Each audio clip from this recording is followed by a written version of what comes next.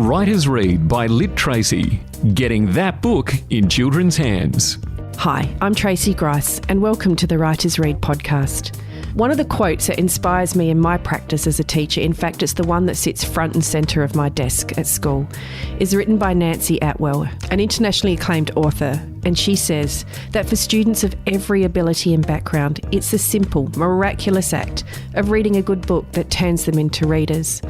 Because even for the least experienced, most reluctant reader, it's the one good book that changes everything. The job of adults who care about reading is to move heaven and earth to put that book into a child's hands. And that's why this podcast exists. On the Writer's Read podcast today, I'm talking to Adelaide-based author and illustrator Sally Heinrich.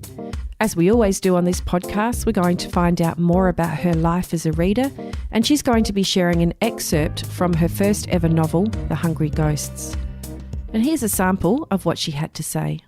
And I find that now sometimes too, going into a bookshop or a library, there's so many things that I can see that I would like to read, but I don't know where to start.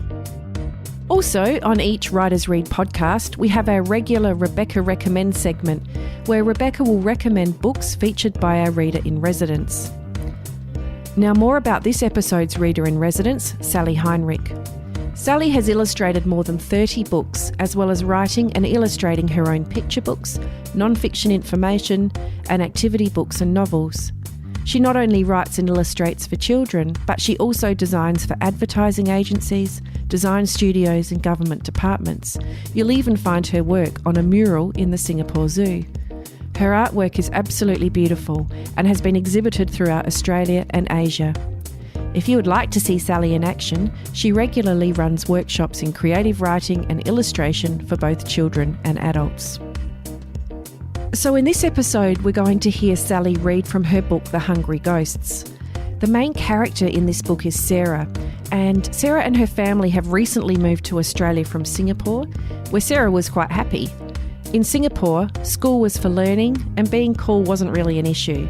But now they're in Australia, Sarah's dad is trying his best to make her into a real Aussie girl, while her mum is pretty determined to hang on to all the old Chinese traditions. Sarah has a hard time fitting in at her new school in Australia, but that's not all that was problematic for her. Let's hear Sally read the first chapter for us now. It was the Festival of the Hungry Ghosts, the 7th month of the Chinese calendar. But we were in Australia now, for goodness sake. We'd been here for almost 3 months. As far as I was concerned, stupid Chinese superstitions didn't have a place here. To be honest, I didn't really care what they did behind closed doors, but why did we have to put out the offerings? And, more particularly, why did I have to do it? Why did we have to advertise our difference for the whole neighbourhood to see? I looked at the tray I was carrying. There were 2 oranges and a large yam cake. I love jam cakes. It seemed such a waste just to leave it out for rats and ants to feast on. I looked around. The suburban street was deserted. No one could see me. Who would know? I picked up the cake and took a big bite. Delicious. I don't know what it was exactly that I first noticed. Was it a faint prickling of my scalp? Was it the unmistakable feeling of being watched? At first, I figured it was my conscience pricking me for the illicit cake scoffing. The pleasure of the treat faded, and I felt it stick in my throat. I took another bite, determined to override the guilt and prove that I didn't give a toss about this stupid, outdated, pointless exercise in superstitious nonsense. Then I heard a sound. I looked around but could see nothing. Dusk was gathering, and it was that weird kind of in-between light that both reveals and conceals. The sound was unmistakable. No matter how hard I tried to pretend I couldn't hear anything, it was there, a quiet sobbing. "Who's there?" I spoke sharply. No one responded, but the sobbing continued. "Is anyone there?" I spoke more loudly this time. Still no reply. The sobbing intensified. This was creepy. My eyes darted around. I was crouched near the curb. A few metres behind me were the fences of our house and the neighbours'. The houses themselves were set back, and from them drifted the faint murmur of television news, along with the mingled aromas of cooking dinners. Lights were being switched on as the sky darkened. There were no large bushes or trees where anyone could be hiding, just polite rows of flowers and expanses of neatly trimmed lawn. I could still hear the sobbing, and it now became apparent that it was coming from right next to me. Get a grip, I told myself. There was nothing next to me except vacant space, yet I could feel a presence, as if a person was standing there. Quickly I crammed the last of the cake into my mouth, although any pleasure in the treat had now vanished, and closed my hand around the box of matches in my pocket. The sobbing continued. Alarmed, I struck a match and lit the red candles and joss sticks, trying to ignore the fact that my hand was trembling. Then I heard something else. A voice. They were my favourite. The words had been clear and distinct, and they had come from a spot about 50 centimetres from my right shoulder. My mouth went completely dry and I could barely manage to swallow the last morsel of cake. It was my imagination. Of course, what else could it be? Ignoring the trembling, which had intensified, I rose from the curb and began to walk back into the house. Why did you eat that? The voice was sulky now. It wasn't for you. I paused. The prickling sensation was now creeping down my spine. What? Where? Who? Who said that? My mouth could barely shape the words. I was shaking so badly now. It wasn't for you. The voice was angry now. For hungry ghosts, not for... The voice stopped abruptly, as if registering something for the first time. You hear me? I was tempted to scream no and flee back to the security of the house as fast as I could. I looked longingly over my shoulder at the lights streaming through the open front door. But something stopped me. If it hadn't, maybe that would have been the end and not the beginning. Yes, I hear you. It emerged more as a question than a statement. You have gift, exclaimed the voice, apparently delighted. Gift? Was she, for it was definitely a girl's voice, still talking about the yam cake? Yes, gift for sure. You have yin eyes. Yin eyes? What the hell did that mean? But who... What are you? I asked again. My imagination, I replied to myself firmly. I'm tired. I must get an early night. Me? The voice hardened again, took on a petulant edge. I, hungry ghost, you eat my food, I haunt you. Then it was gone. I could feel it. Or, rather, could feel it no longer. The prickling sensation disappeared, and the empty space next to me now felt, well, empty. I turned and ran as fast as I could across the front yard to the welcoming light, repeating over and over to myself, it's only my imagination. There's no such thing as ghosts. It's only my imagination. There's no such thing as ghosts. No such thing as ghosts. Sally really painted a vivid picture of this ghost in my mind. So who is she, and what does she want from Sarah? Was it all in Sarah's mind? If you want to find out more, you know what you need to do. Either speak to your librarian or go to your favourite bookshop. Or stay tuned, because coming up I'll tell you how you can win a copy of Sally's book, The Hungry Ghosts. Rebecca recommends. So, as Tracey mentioned, Sally Heinrich is both an author and an illustrator. She's written and illustrated 10 books, including novels, picture books, activity books and information books. On top of that, she has illustrated more than 20 books for other authors, both picture books and novels. As an illustrator, Sally has used various media for her artwork, from watercolour and pencil to lino prints. Sally has also produced a colouring book called Local Colour, featuring iconic sites of Adelaide. This colouring book came about as Sally likes to doodle while procrastinating, and these doodles turned into this amazing colouring book. But it's not the colouring book I'm going to talk about today. Because she works with such a diverse range of authors, writing for all ages, it was tough to decide what to talk about today. So I've decided to go with 2 books illustrated by Sally and written by Sharmini Flint. The first book I chose is from the Diary of a series. All of these books are about a boy called Marcus Atkinson. Marcus is good at lots of things, but sport is not one of them, and his dad is keen for him to try everything. So the books in the series include Diary of a Basketball Hero, Diary of a Cricket God, Diary of a Golf Pro, Diary of a Rugby Champ, Soccer Star, Super Swimmer, Taekwondo Master, Tennis Prodigy and Track and Field Titan. But as we are well into the footy season here in South Australia, I decided to read the Diary of an AFL Legend. Now, I do know something about AFL, and I have watched a game or two.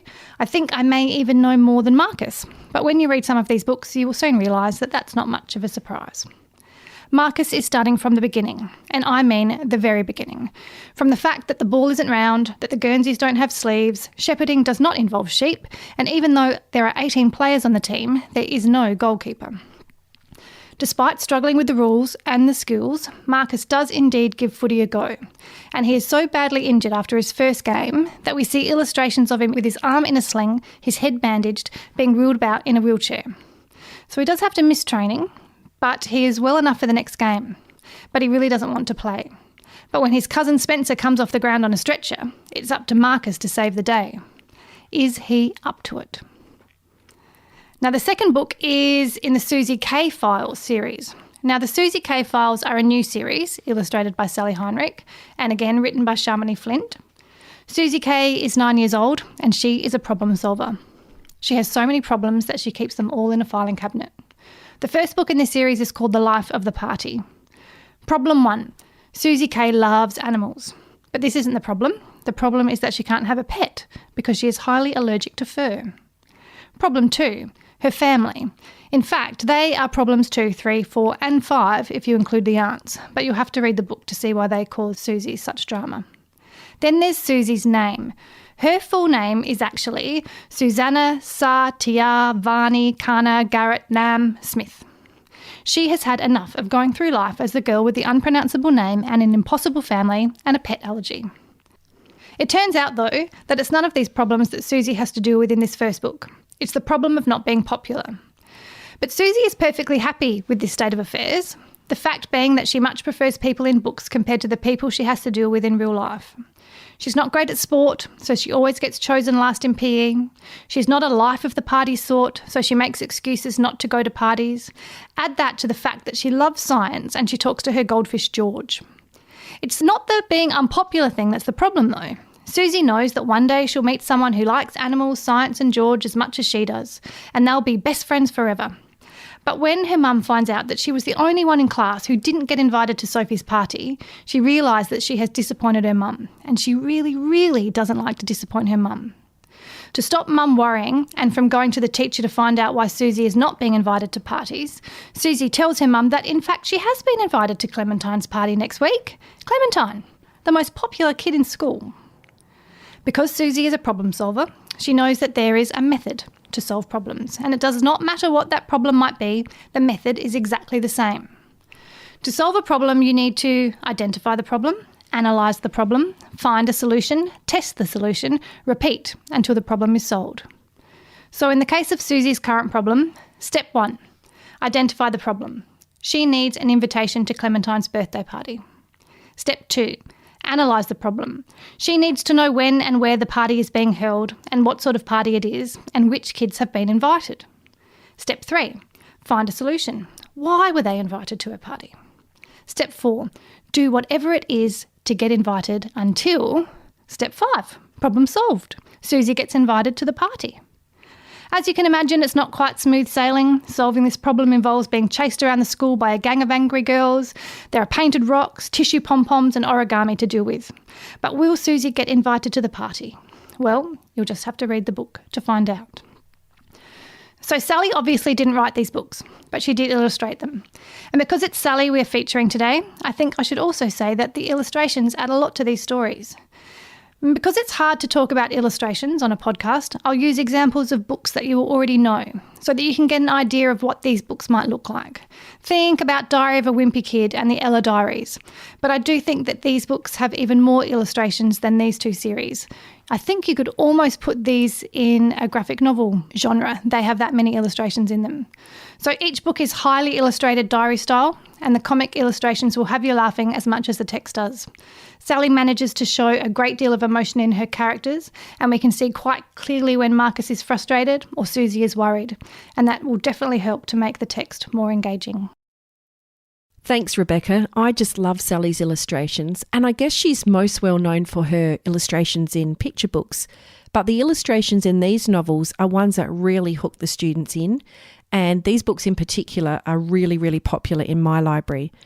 So today it was great to hear about the life of not only an author, but an illustrator with such a diverse skill set. Hi, I'm Sally Heinrich, and you're listening to the Writers Read podcast. So now we're going to hear more about Sally's life as a reader, and she's going to give us some tips to help strengthen our own reading lives. For many readers, there's a book that they can identify with that really has changed their life in some way or had a big impact on their life or has turned them into readers. So I was wondering, is there a book that has had that kind of impact on you? Yeah, look, I've been thinking about that, and I find it really, really hard to isolate one particular book. I think, look, books have been part of my life for as long as I can remember, and I was always read to when I was really young, before I could read myself.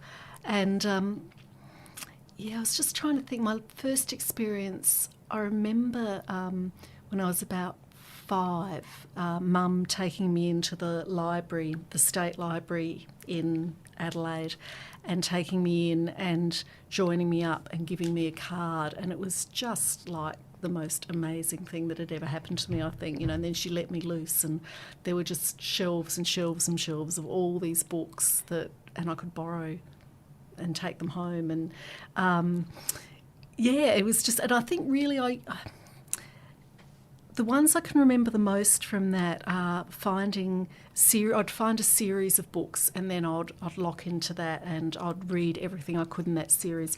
I remember reading traditional stories from all over the world, stories from, India and China and Japan. And I remember a series of books that were illustrated in photographs, and they were about children who lived in other countries. I can't remember what the first one was I read, but I just found those fascinating, just learning about, there were children just like me, but they were living in these previously unimaginable places, living these different lives, and I just found them so interesting. And I borrowed every one of those that I could lay my hands on. So it was sort of like one book, one thing would lead to another.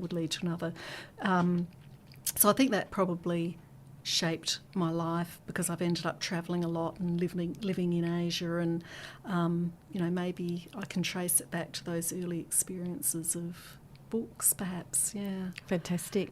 And I think that's one of the things that my young readers, they'll often latch onto a series and want to read everything in that series. Yeah. But can often feel overwhelmed when, like you mentioned, going to the library and being let loose and being confronted with so many shelves. And I wonder, is there a tip that you can give our young readers that can help them in that process? And it's interesting you should say that, because, while there's that excitement, it can be really daunting, and I find that now sometimes too, going into a bookshop or a library, there's so many things that I can see that I would like to read, but I don't know where to start. So if there is a book that you've really liked, I tend to look, the obvious thing is to look for books by the same writer, but then to find similar books on a similar subject or a similar setting.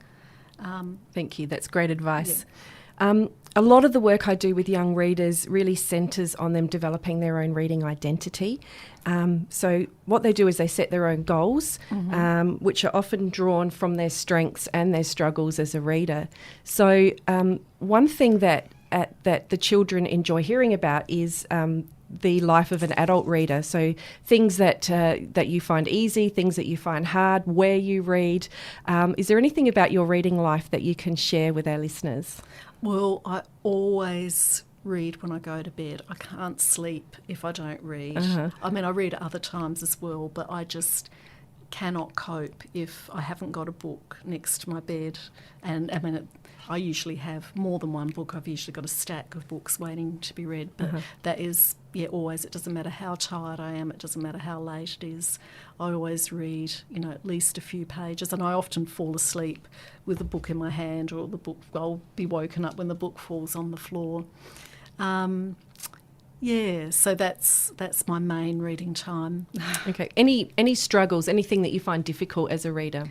Well, I've realised my main difficulty over the last few years, I've realised that I wasn't reading as much. I've always read read, sort of omnivorously. But I've realised over the last few years that I haven't been reading as much as I have been in the past. And at first I couldn't work out why that was. And I've realised that it's my phone, and it's, in the mornings, instead of reading a couple of chapters of a book, I'll get on my phone, I'll check my messages, I'll have a quick look at Facebook, I'll have a look at Instagram.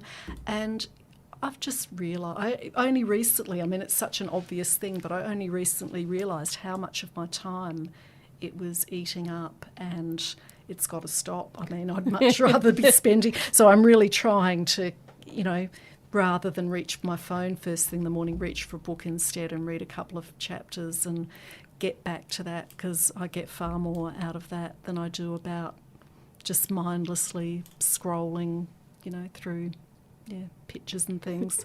Yeah. I think you'll find that a lot of our listeners will identify with that exact same story. It's one that I've shared with my own students, that at night I need to put my own phone away and pick up a book, because it is a bit of a trap, isn't it? Well, it is, because it just eats up the time. You just, have a look, and then, half an hour later, an hour later, you think, oh my goodness, what have I been doing? It's just, the time just sort of dissolves. Yeah. Absolutely. Well, thank you for sharing some of your reading life with us. It's been great to get a window into your own reading life and who you are as a reader, and thank you for your time. Oh, that's right. It's my pleasure. Thank you for having me. Tracey's tip. For my tip today, I'm drawing on the work of American professor Terry Lecesny, who has been described as the book woman for her unparalleled knowledge of young adult literature. She's renowned for her work in connecting tween and teen readers with age and reading level appropriate literature.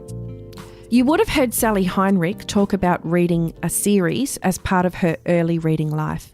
You might have noticed too with your own students that they latch onto a series and they voraciously read their way through that series, eagerly awaiting the next book. They often read this series exclusively and perhaps to the detriment of other literature, and Terry talks about this in her book, Reading Ladders. She says that students often develop a relationship with an author or genre, and that somehow this author or book or a group of characters in a series strikes a resonant chord in us as readers. You might recall comments your own students have made, such as, "This character's life is just like mine," or "I think the author knew all about my life when they wrote this book." Terry refers to this as horizontal reading books serially.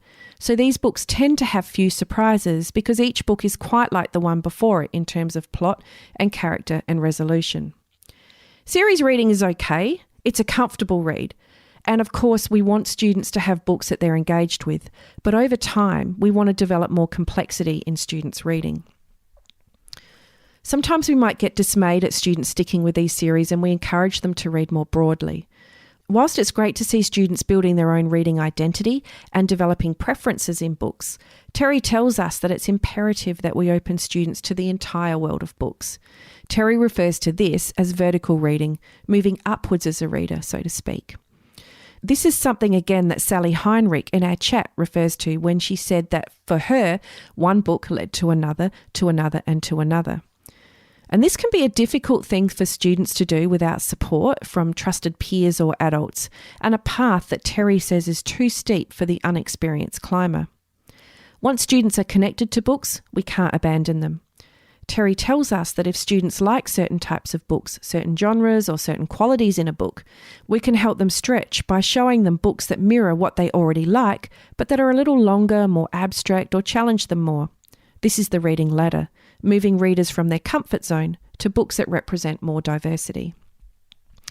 Sometimes I hear a student say to me when they're looking for a book, "I want a book just like this one, like the one that they've just finished."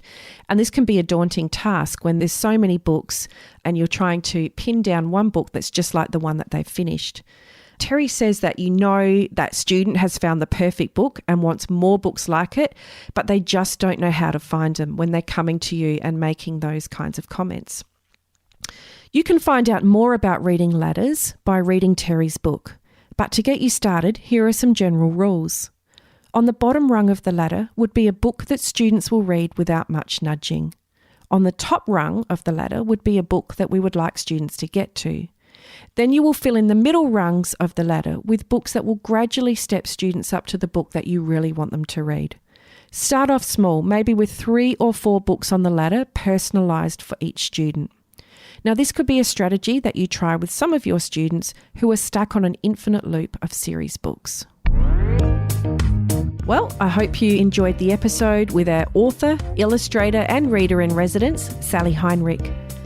Now, here's how you can win a copy of Sally's book. All you need to do is like and share the link to this episode and share with us your favourite book illustrated by Sally Heinrich. To keep up to date with all of our latest episodes, make sure you subscribe to your preferred platform at the ozcastnetwork.com, and of course follow us on Facebook and Twitter at Writers Read by LiTracey.